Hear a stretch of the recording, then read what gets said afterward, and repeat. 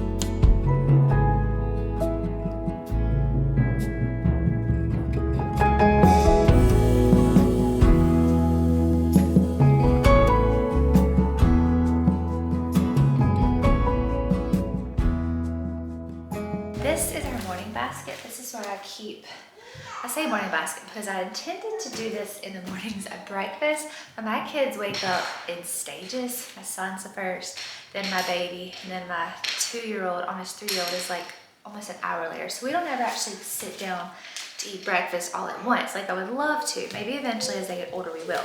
So I don't actually do this at breakfast. We actually do it at the beginning of our homeschool time, but it has our morning menus where the kids like go through the date, the month, the weather, things like that. And then we do our Bible reading. Sometimes, I always read from the Bible, and then sometimes they want the picture that goes along with whatever story I'm reading, and then we end up reading out of their picture Bible. So either one is fine. Then we have, this is like my binder, which has our books of the Bible that we're learning, our Bible verses that we're learning for that month. So I just have the ones we need to review as well as the ones we're currently learning. And then every month we learn a new hymn. Right now we're learning When We All Get to Heaven, which I really need to change that one. It's a new month. I just haven't printed out another one yet. So that's what's in the morning basket. And then our chapter book. We pick a chapter book to read on.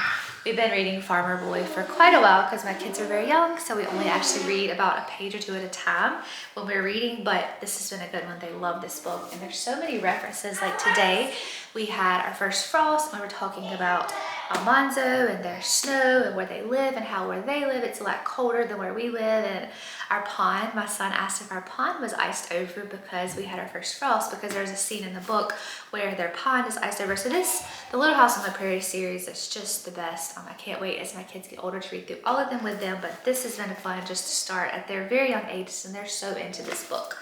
But like I said, we only get through 1 or 2 pages at a time, so you see we're not very far into the book, and we've been reading this one for like 2 months now. Okay, so that's our morning basket. And then I keep the pages of our curriculum. This stuff changes weekly depending on what we're working through in our nature study curriculum. So I'm just gonna have this here. Caddy.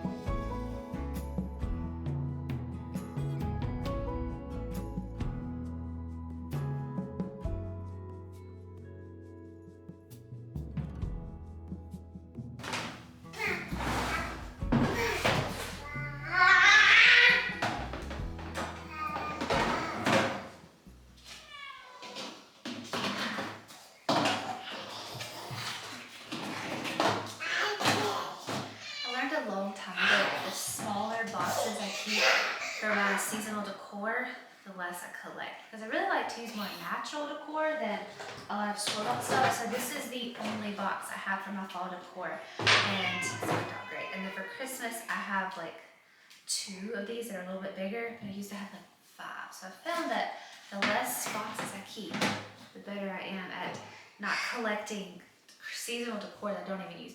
This is what I'm trying to do. So this is my only fall decor that I'm gonna go ahead and put up.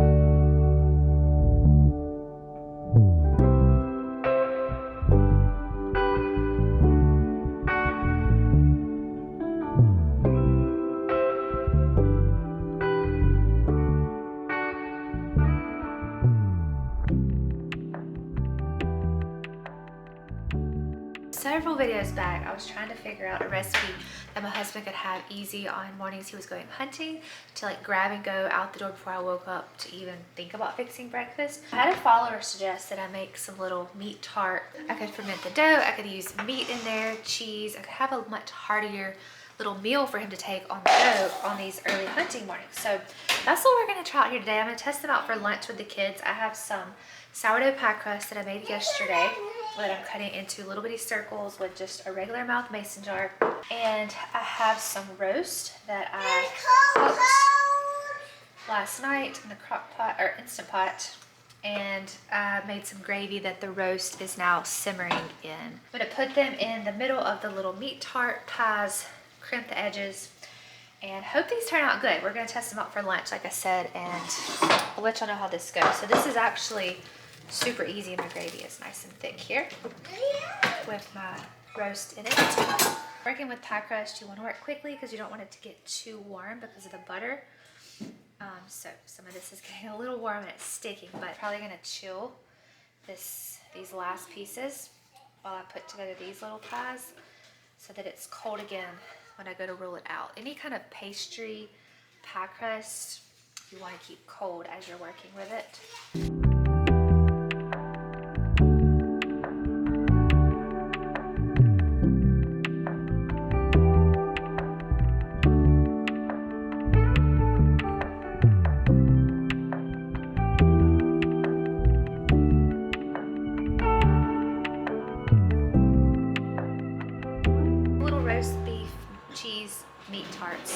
That hopefully turned out really good. We're only gonna have a few of these for lunch, so I'll have to get something with this. I only made a half pie crust last night, so if I do make these, if we do like the recipe and I do make them to store in the freezer, I'll probably double or triple the pie crust and then just go down the assembly line filling these up because they were really, really easy to make.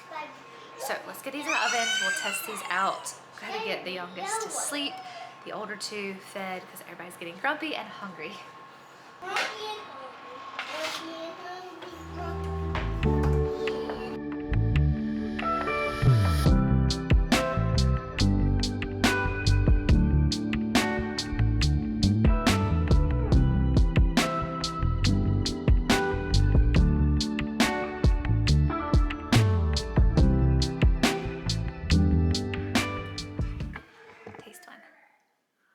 Very hot. Tyler's for sure gonna like these, so I'll have to make another batch.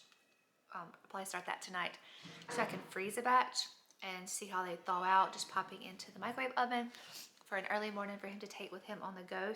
So thank you to the sweet follower friend of mine who suggested this recipe.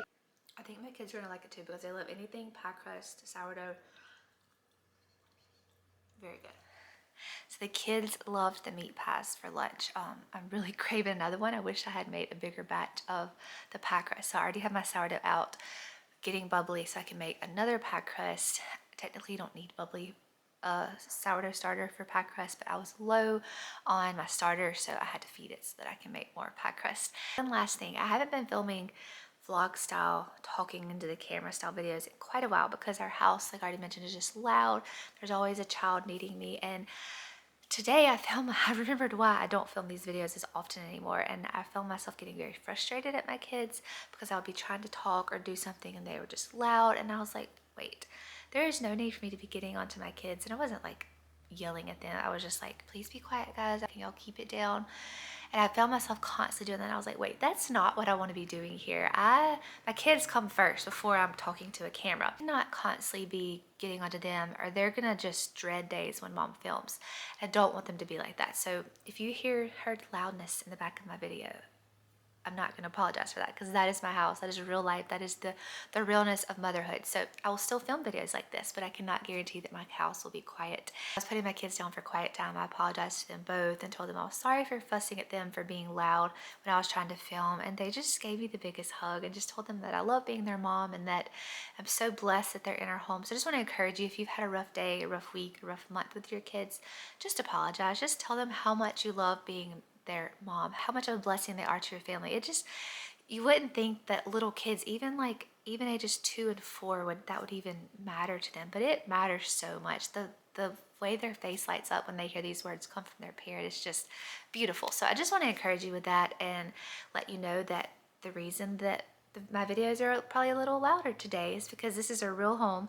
There are real kids here. They play, they run around, they fight, they argue. We have incidents we have to get through, and you may have heard some of those, but I'm not going to apologize for those because that is my kids, and I don't want to be constantly shushing them because they don't deserve that, just for me to be able to film a video. So thank y'all for being here for this vlog today. Let me know if you prefer vlog style where I'm just taking you through my day, cooking with you, talking with you through it, or if you do just like the voiceover style where I'm filming what I'm doing and then I go back and add the voiceover, just sharing about the day. And then I also do like sit down videos where I'm just sharing specific topics. So let me know your preference there. I actually like a combination of all three. I like filming a combination of all three, but I would like to know what y'all's guys' preference are that actually watch my channel and support my channel, because y'all are what keeps me going here and why I film these types of videos and why I continue to film, because I always want to be an encouragement. I always want to offer something helpful in my videos. I don't want to just waste your time. If you're sitting down to watch my video, I want to offer something helpful to either encourage you, teach you something, or just bring a little bit of lightness into your day or week. So thank y'all so much for being here. Your support always means so much. When you comment on my videos, like my videos, subscribe to my channel, it truly means the world to me. Thank y'all so much for being here today. I feel like I rambled here at the end, but I will see y'all in a future one.